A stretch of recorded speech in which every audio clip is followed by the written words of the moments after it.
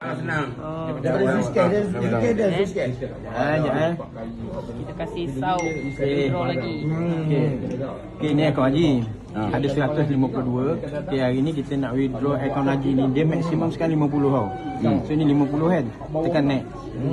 Bila kita tekan next, okay, dia bagi tahu withdraw 50 tapi sini ada fee RM2.50 dengan RM5.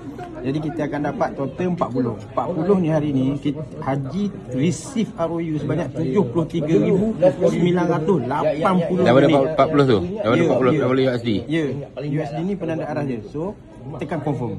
Bila kita tekan confirm, dia akan proses. Okey, kejap je. Dah masuk dah. Okey, balance tinggal banyak ni. Okey, so sekarang ni ya, Kita tak claim lagi tak? ni nak claim ni. Sabar. Ni. Okey, withdraw tadi kan? Ha. Sekarang ni kita claim. Kita claim terus.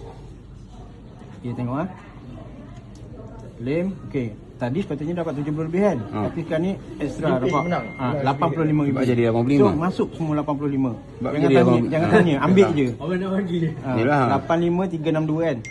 85362. Betul? Poin tak ada ah. Poin tak payah, tinggal sikit buat ibu. Okey, ni claim. Okey, dah. 90 lebih. 90 lebih. Tekan lagi. Tekan sikit lagi, bang.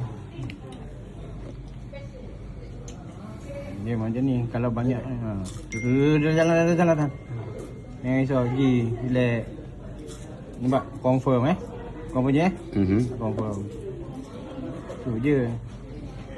Ni Haji kat rumah nanti duduk dalam selimut pun boleh buat. Pegang handphone, Haji buat apa tu? Tu nampak? Dia dah. Okey. Okey, dia dah. Kita nak tengok total dalam akaun. 85,000. Aset. Buka aset. Buka aset. Keluar bang, keluar. Ni. Keluar. Tu.